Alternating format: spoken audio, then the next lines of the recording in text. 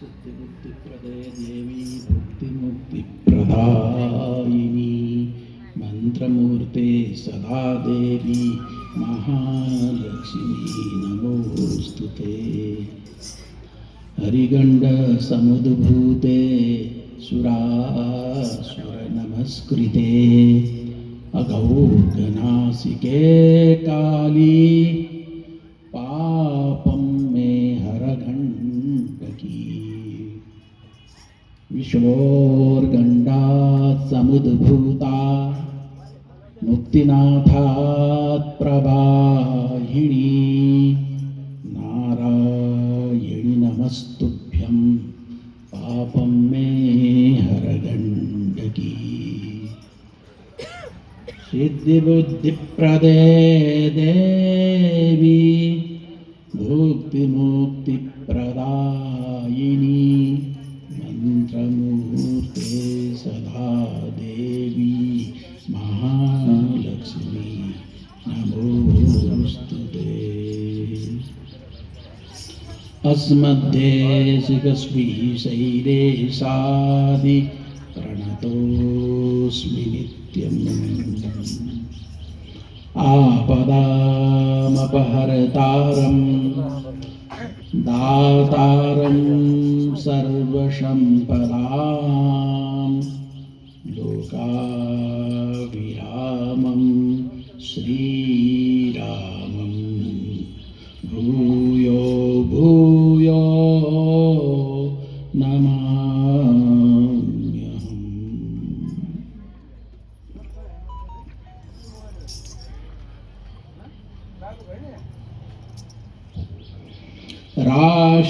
राष्ट्रदेवाय भगवते श्री पशुपतये नमः।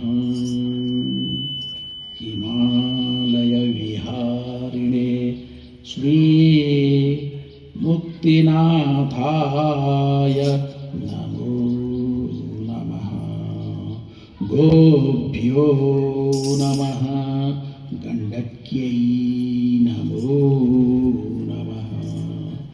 श्री नेपाल जनन्यै नमो नमः नमो नमः नमो नमः नमो नमः।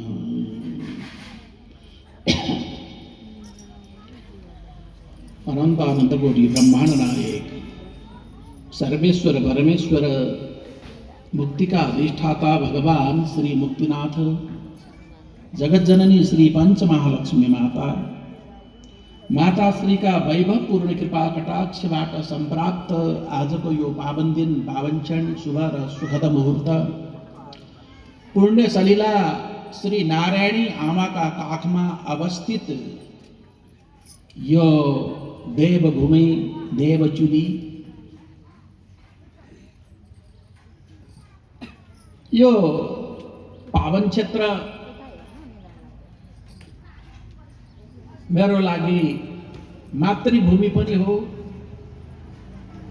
यहाँ आयोजित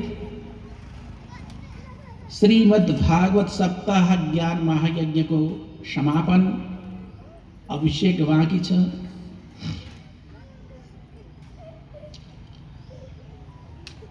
जसलाई जुन परिवारलाई धेरै पहिलेबाट चिन्दछु थाहा पाउँछु जसकै बीचमा जसको स्नेह र सौहार्दताले म छु। मेरा कार्यहरू मेरा संकल्पगत नेतृत्वमा सम्पादन हुने कार्यहरू हिमालयबाट लिएर तराईसम्म का सम्पादन हुन सके। यस्तो प्रकल्प र ज्ञान महायज्ञ आयोजना भएको छ। श्री सुदर्शन प्रपन्नाचार्यलाई पठाउन सकिएला कि कस्तो होला भनेर मेरा अग्रज श्री इन्द्रनाथ आचार्यज्यूले भन्नुभयो। दायाँ बायाँ केही नहेरिकन कहाँ आयोजना हुने भन्दा शशिधर दाजु कहाँ भन्ने प्रकारको कुरा सुनेपछि यो परिवार जति पनि अग्रजहरू बस्नुभएको छ, मैले उहाँलाई पठाएँ। कस्तो कथा जीवनमा यहाँहरूले उतार्न सक्ने प्रकारको भयो कि भएन, त्यो त यहाँहरूले हेर्ने कुरा हो। र मैले श्री सुदर्शन प्रपन्नाचार्य जस्ता थोरैमा पनि 108 जना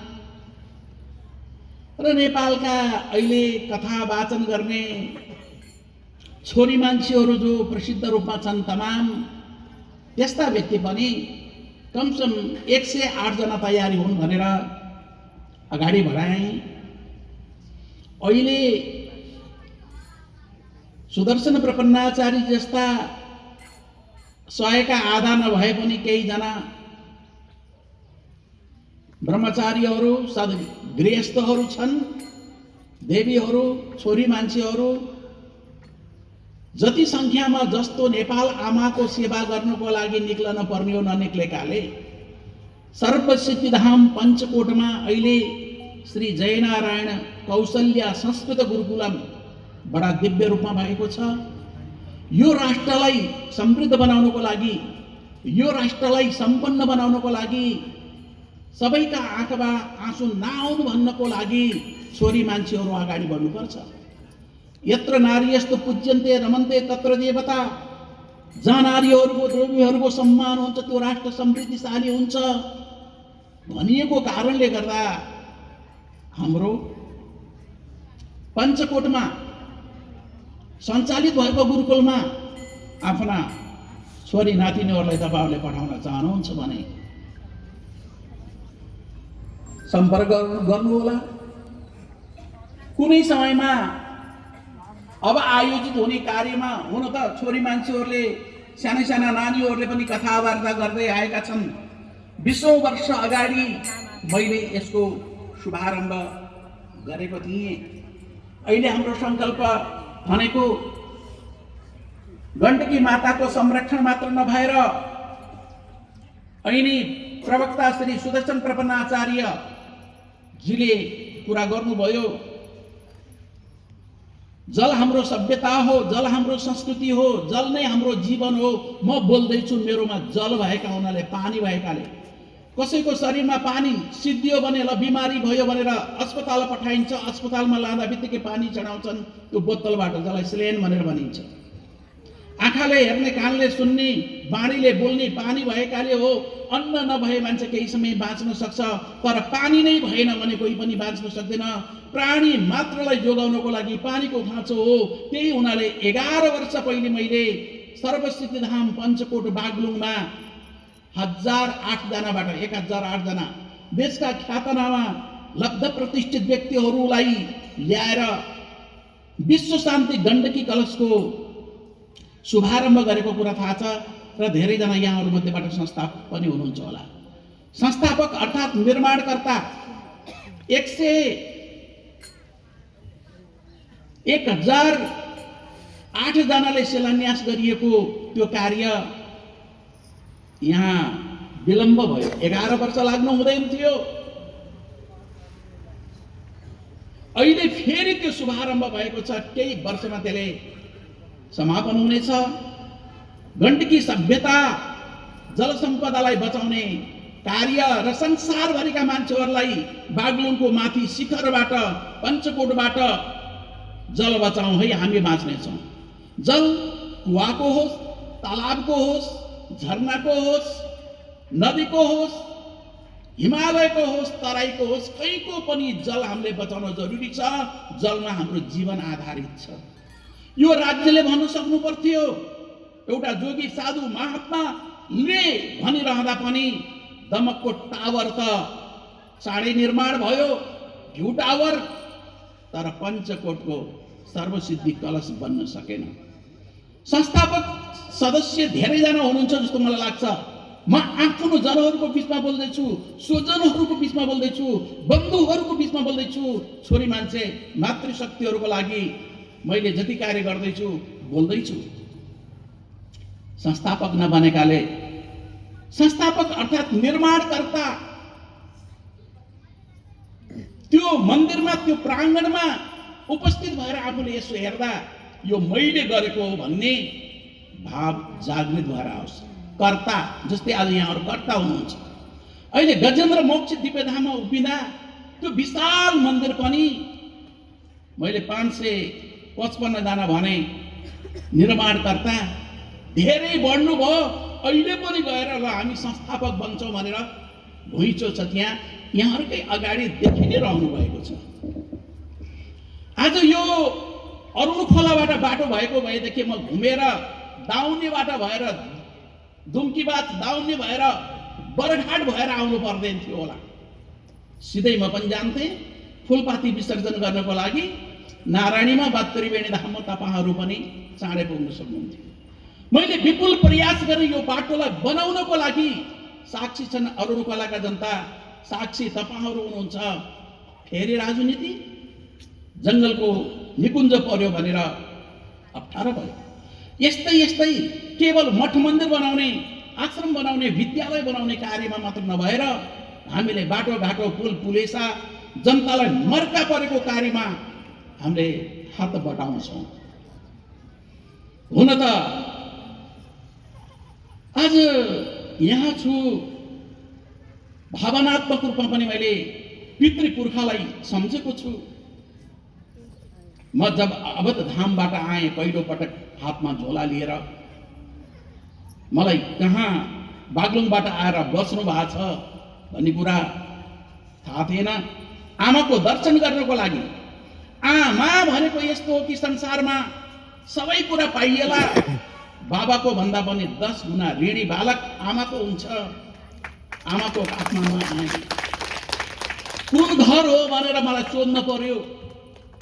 सोधी आउँदा केही समय बसेँ। म आएको दोस्रो दिन म आएको थाहा पाएर उहाँहरूको शशिधर जीहरूको पूज्य पिताजी दण्डपाणी बा, म नाम भुल्न सक्छु, धेरै वर्ष भयो, दण्डपाणी बा आउनुभयो, भेटघाट गर्नुभयो, कुरा गर्नुभयो। बोल्न सक्नुहुन्न, आँखाभरि आँसु छन्, सजल नेत्र। त्यही बेलामा भर्खरको सानो टुरो बालक यो टिकाराम,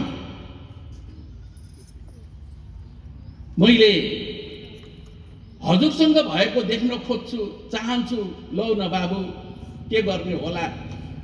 एक पटक भयो, दुई पटक भयो, मैले भने तपाईँको उनी मात्र हो क्या पनि भने हाँसेर। अनि श्री गोविन्दजी मोहन मेरो सतीर्थ शशिधरजी सहित गरिकन अगाडि बस्नुभएको। कसको आस्था म प्रति, कसको श्रद्धा कस्तो प्रकारले थियो भन्ने कुरालाई अहिले मैले चर्चा गर्दिनँ।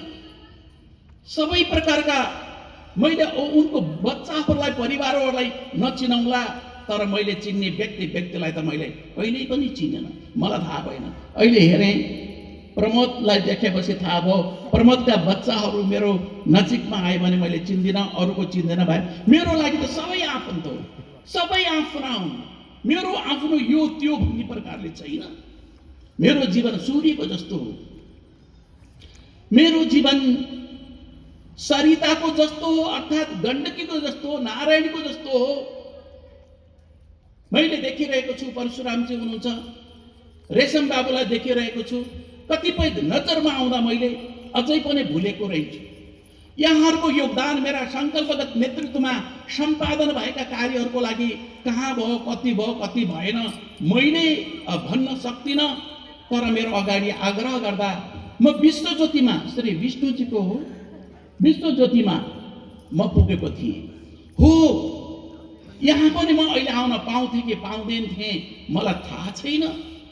तर जसको जीवनको प्रामाणिकता छ, जसले आफ्नो जीवनमा अथक प्रयास गरेर आफ्ना भाइ बहिनीलाई पढाउन र अरू कार्यको लागि गाउँको समाजको अगाडि तितो टर्रो नभएर बिताउनु भयो, त्यस्तो व्यक्ति भनेको जसले आफ्नो जीवनमा हजारौं जनालाई, मुक्तिनाथ जनालाई खुवाउने भोजन प्रसाद गराएर गर्नुभयो, त्यो भनेको श्री इन्द्रनाथ आचार्यजी मेरा अग्रज।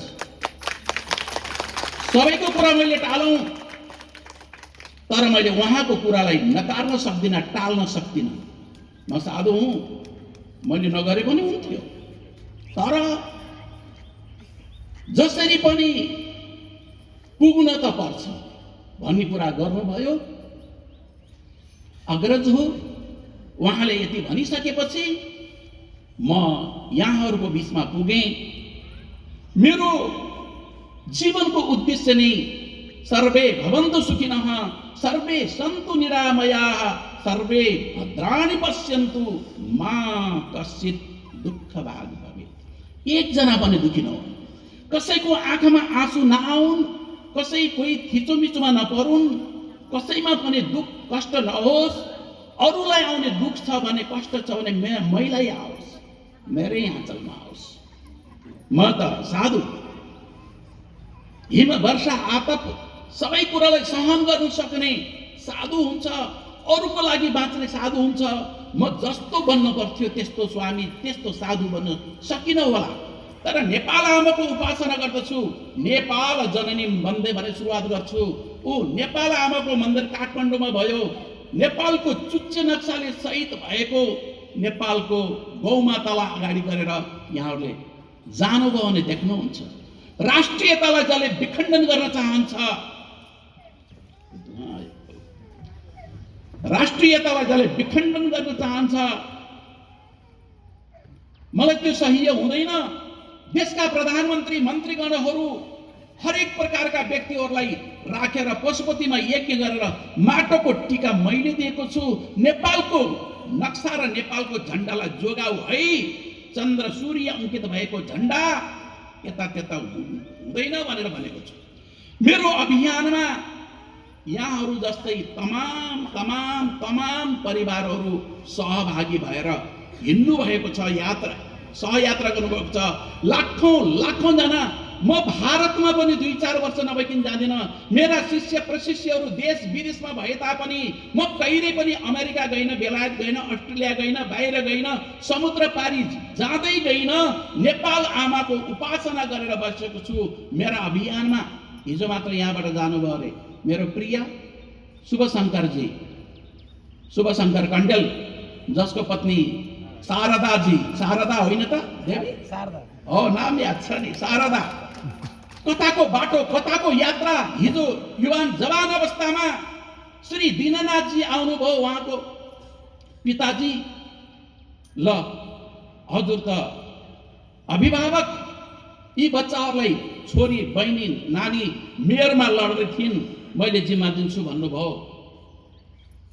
तर हामीले समयलाई भगवान भन्ने गर्छु, याद गर्नु सक्नुपर्छ। आत्मीयता छ, ऐक्यबद्धता छ, सबैमा सबै मिल्न सकिँदैन। अलग अलग आस्था होलान्, अलग अलग निष्ठा होलान्, अलग अलग यात्राहरू होलान्, तर मिल्ने ठाउँमा पनि मानवताको कारणले मिल्न सक्यौँ भने हाम्रो देश, हाम्रो राष्ट्र बच्न सक्छ।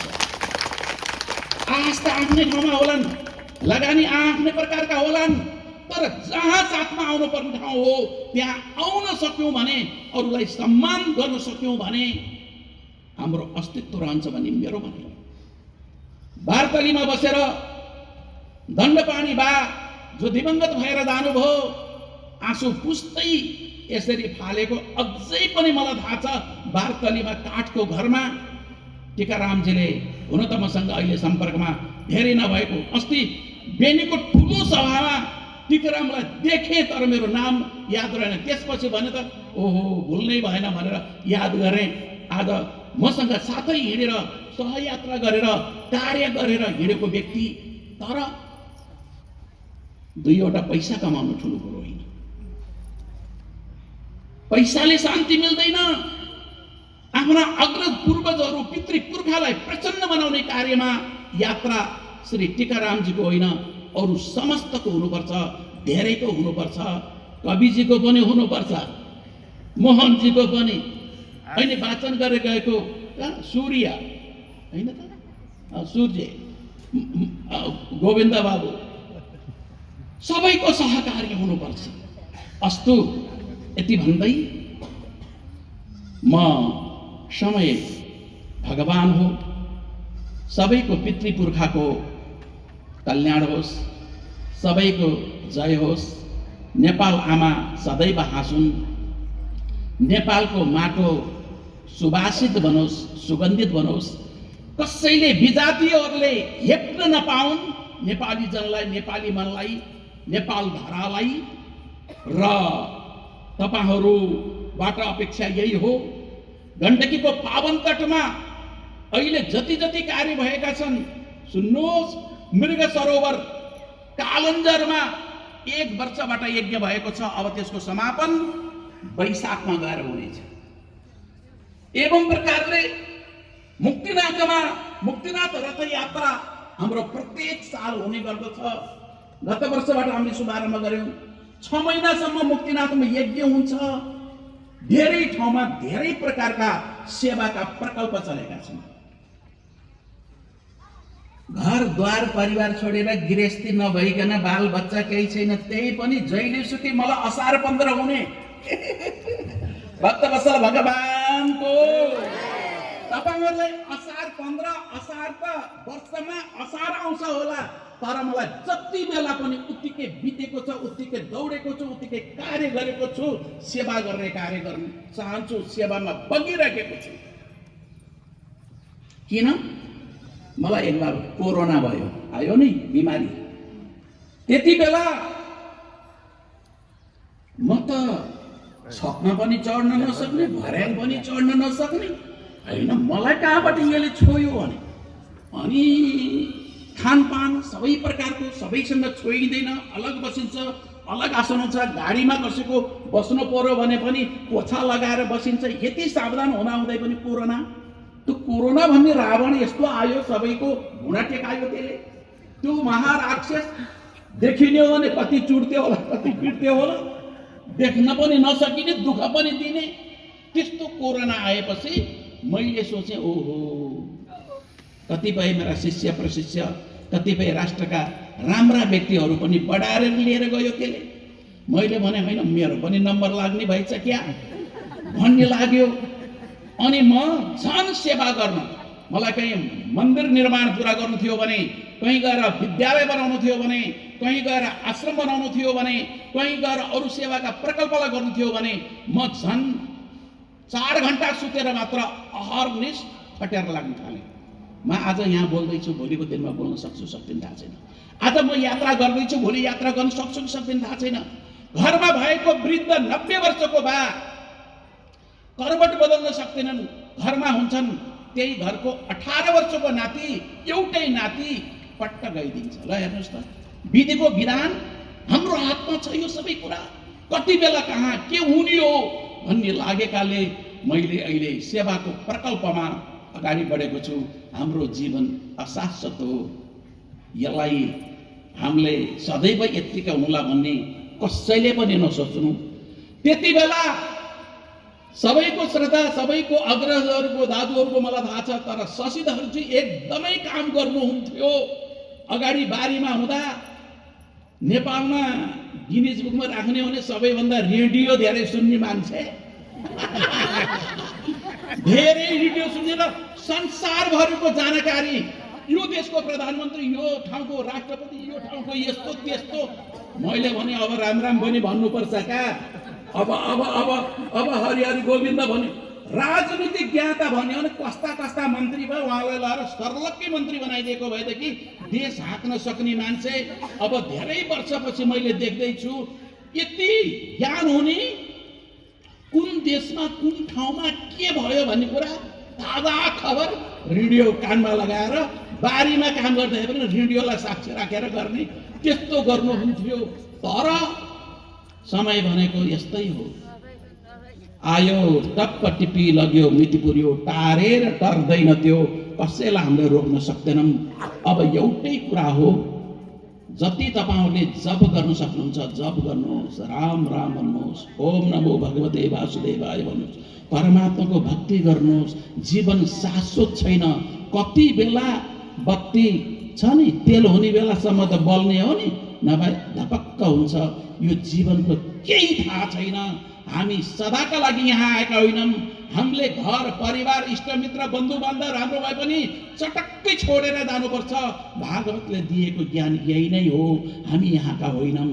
कोही कसैसँग कुनै प्रकारका शत्रु मित्रको भावना नभएर भगवानप्रति सेवा आराधनाको भाव सबैमा जागृत भएर जाओस्। सबैको पितृपुर्खाले आशीर्वाद प्रदान गरून्। सबैको मन सुमन भएर जाओस्। यही मङ्गलाशासन गर्दै अब मैले केही समाजका अग्रजहरूलाई च्यादर एउटा भनौँ न माला जस्तो आशीर्वादको रूपमा मैले पट्टा लगाइदिनेछु।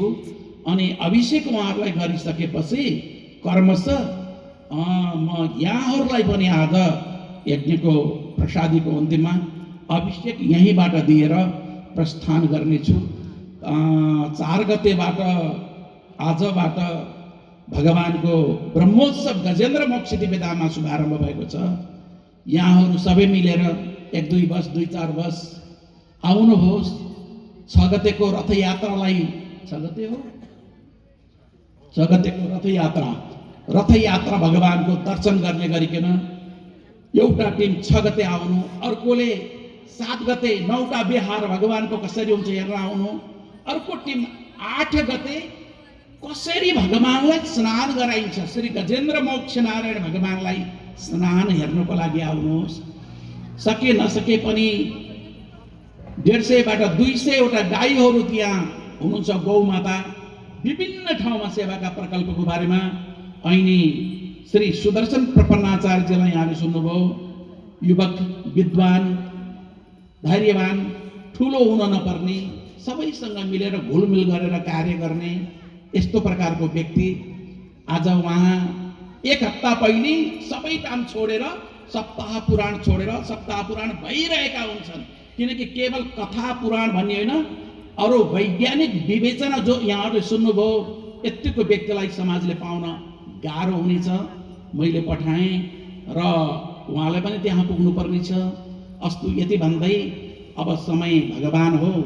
अब समाजका अगुवाहरूलाई श्री गोविन्द बाबु मोहनजीले बाबुहरूलाई अगाडि लिएर आउनु, आमाहरूलाई अगाडि लिएर आउनु। मर्यादा क्रमले मैले उहाँहरूलाई यो प्रसाद दिएपछि अभिषेक उहाँहरूलाई दिएर सबैलाई दिनेछु। भक्तवत्सल भगवानको किन किन जय त एकदम दुल। आज एकादशी हो कि भोकै भएको बुझियो। एकछिनपछि मगाएपछि प्रसाद भइहाल्छ, भोजन भइहाल्छ। आज एकादशी होइन, आज त अब द्वादशी त्रयोदशी पुगिसक्यो, भक्त चतुर्दशी भयो। भक्तवत्सल भगवानको आवाज आएन। त्यो पेटमा बिमारी हो भने भित्रै रहन्छ के।